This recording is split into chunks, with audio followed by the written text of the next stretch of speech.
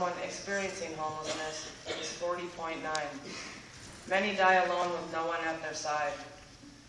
I remember the first memorial service I attended in 1995. It changed my life. I grew up in northern Minnesota and we didn't know anything about homelessness. The memorial event, as somber as it was, changed my destiny. It became and remains the most important day of the year to me. I do look forward to the day we no longer have to have this service. Thank you to all of you that have come here tonight to honor and remember our brothers and sisters in life and in death. This summer, I received a distressing call from a man who was experiencing homelessness. He felt like he was going to die and possibly wanted to kill himself. He believed he was surely going to hell because of the things he had done in his life, and he had never told anyone. As he shared with me that day, I was careful not to speak, but to just listen and to be present. At that moment, I thought of grace, and that grace is really the gift I receive every day of my life. I began to think about what grace meant to the work I do and how it wove into the lives of those we're remembering here tonight or meet every day. I no longer have any doubt that grace is what we are all able to be present to each day as we hit the streets and the trenches, forced to confront the social injustices done to our neighbors who may be experiencing homelessness, joblessness, hunger, suffering from addiction or mental illness, while most often living in poverty. Grace in the theological sense has a number of definitions, and they can be referenced here tonight.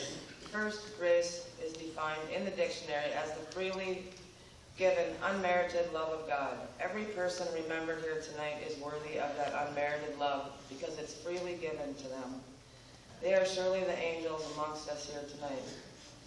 Grace is also defined as the influence or the Spirit of God operating in humans or us to regenerate or strengthen other humans. As friends and advocates of the homeless or people that may be suffering, we are that Spirit that flows through them each day as we talk to them. We listen, and we are often the strength and hope that helps them to go on.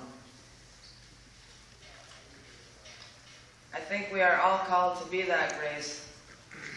I find the grace to often be reciprocal in that people I meet are the ones that strengthen me, reminding that I live grace every day. Grace is simplistic. It's an ear, a kind word, a meal, a sleeping bag, or a tent. It's simply being allowed to be present in someone's life. No one is immune. Anyone here tonight could become homeless. Poverty, addiction, mental illness, unemployment, hunger, none of these discriminate. There but for the grace of God go I. Being the outreach worker in Duluth, it's often the case that I know and have personal relationships with most of the people that die in Duluth. I also feel that it's the grace of being present in their death is bestowed upon me time and time again. I've become the collector of the names in Duluth since I moved there, and I'm often the funeral planner as well. This is grace operating in my life. This year we lost too many. Deaths that come too soon, often tragic, even preventable, in a world where healthcare and housing have become unavailable to many. I want to just take a few minutes to talk about a few of the people we lost in Duluth this year. The first one is Julie. She endured 2 years of Duluth winters under the bridge with her husband Jeff, and she always had a smile and a good spirit. She got housing last April, and 2 months later she was dead from cancer. Now her husband is struggling to keep his housing in his grief. The day she died, she received her letter in the mail that she had been approved for Social Security. She waited way too long. Ray Ray, who lost his life in a fire while sleeping in a shack he sometimes called home, I saw him that day. Far too many overdoses as well. And those are statewide. For a while it seemed as if we were losing one person a week in Duluth. Duluth also had 2 homicides. One remembered as an advocate here tonight, Kevin, had been a friend of mine since I was 5 years old. Zalo, or Boy, as he was known to his family.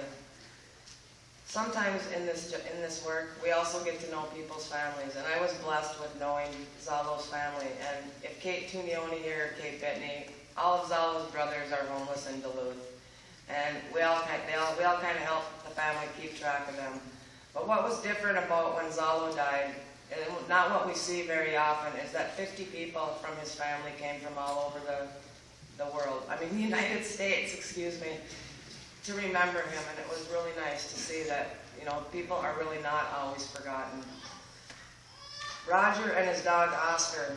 Roger OD'd at the age of 34. His dog Oscar still wonders where he is. Alex, who died from cancer. He had come from St. Paul to Duluth, somewhat in denial of the fact that he had cancer. He had no one, and it was grace that allowed me to be at his side when he took his last breath. I hardly knew him, but he let me be there. Steve O'Neill fought hardest for us all. He was a champion for the cause. Simply, that is the state of grace in my life. I wish I could speak about all of them. They all make a difference. Everyone was important, and most died way too soon. We will always remember. We should treat all strangers well who seek our help, for under a ragged coat they may hide their wings.